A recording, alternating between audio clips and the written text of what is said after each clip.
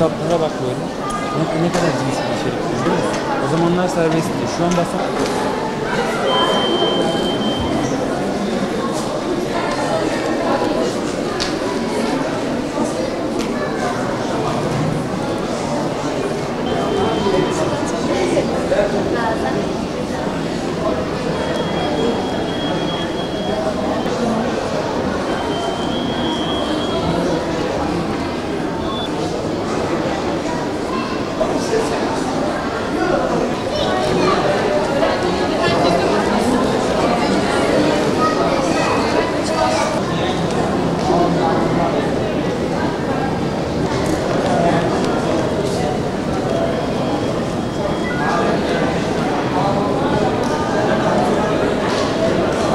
malum olduğu üzere Kur'an-ı Kerim'de Allah'ın bizlere vermiş olduğu ilk mesaj ikra. Efendimiz yolu üzerinden insanlara aslında Allahu Teala bir mesaj vermiş oluyor zaten. Okuma kelimesi sadece tek başına kitap okumakla alakalı değil aslında. Kur'an'da geçen oku kelimesi insanın kendisinden başlayarak bir okuma sağlıyor. İnsan tabiatı okuyor, doğayı okuyor, Allah'ın yaratıklarını okuyor.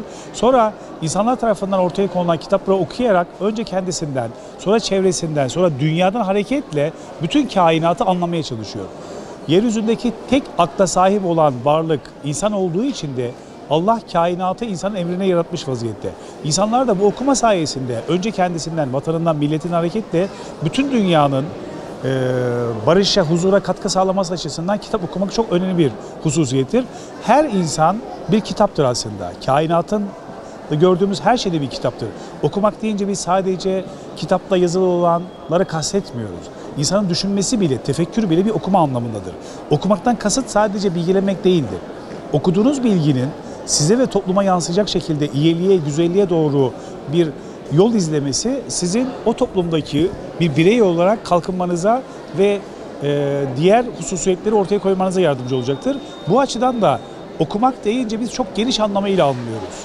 Kitap okumak bunun bir parçası. Malum günümüzde sosyal medya dediğimiz hepimizin içinde çığ gibi savrulduğu bir medyadan bahsediyoruz. İnsanlar 140 kelimelik bir iletişim aracıyla konuşmaya ve anlaşmaya çalışıyorlar. Tabii bu insanın çok derin bir bilgisine baktığımızda ters bir durum. Okumak insanı hem kültürlendirir, hem bilgilendirir, hem karşıyı anlama, dünyayı ve kendini anlama biçimini ortaya koyduğu için de ilkokuldan itibaren biz çocuklarımızı okumaya yönelik olarak faaliyette bulundurmalıyız. Televizyonu var, sosyal medyası var, interneti var. Bu gibi hususlar öğrencilerin çok hoşuna giden davranışlar olduğu için insanlar çabuk tüketilen şeylere karşı bir eğilim içerisinde. Oysa kitap okumak zihinsel bir eylemdir. O zihinsel eylemi yaparken de sizin bir çaba sarf etmeniz gerekiyor. Yazarın 1 yıl, 2 yıl boyunca oturup tek tek saniye saniye yazdığı şeyi siz 1 saatte okuyarak aslında yazarın ortaya koymuş olduğu bilgiyi, 1 yıllık bilgiyi 1 saatte temin etmiş oluyorsunuz. Aslında çok büyük avantajdır bu. Böylece ne yapıyorsunuz siz? Başkasının düşüncelerini, size uygun olanlar varsa onları alarak hayatınızı uygulamaya çalışıyorsunuz. Bundan dolayı da bizim özellikle gençler üzerinde etkili olmamız lazım. Sosyal medya insanların o kadar çok etki vaziyetine girmiş vaziyette ki ailelerin çocukları ne okuyacağı konusunda yönlendirmesi lazım. Eğer öğrenci ne okuyacağını bilerek başlar ve kendi yeteneğine, kendi birikimine, kendi kültürel değerlerine, dini değerlerine bağlı olarak okumalar yaparsa bu uzun vadede toplumun hem bilgilenmesi, hem kültürlenmesi, hem de dünyadaki huzur bakımından önemlidir. Özellikle bizim gençlerden başlayarak bu işi yapmamız lazım. Malum olduğu üzere şu an Türkiye'deki TÜİK kayıtlarına göre 25.000 yayın evi var. Yayın evimiz çok fazla.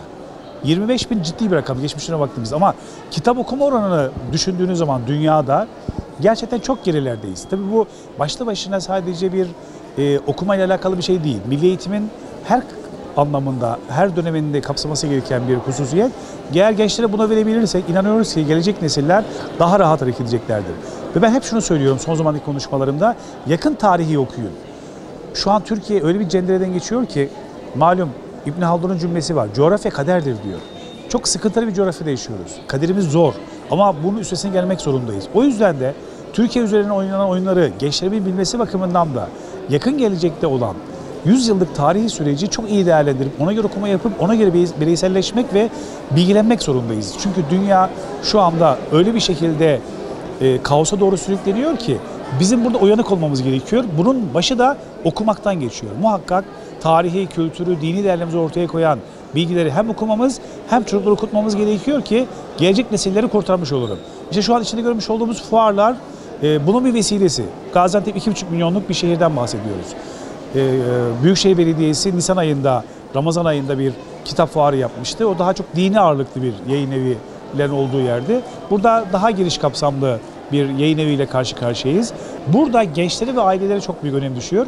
Onlar da ayaklarına kadar gelen bu nimetten faydalanıp okuyacakları eserleri güzel ve iyi tespit ederek buna katkı sağlamaları lazım. Bu açıdan da bu tür fuarlar önemlidir diye düşünüyoruz.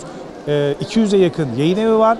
İnsanların ihtiyaç duydukları her alandaki kitap ve bilgi şu an bu fuarda mevcuttur.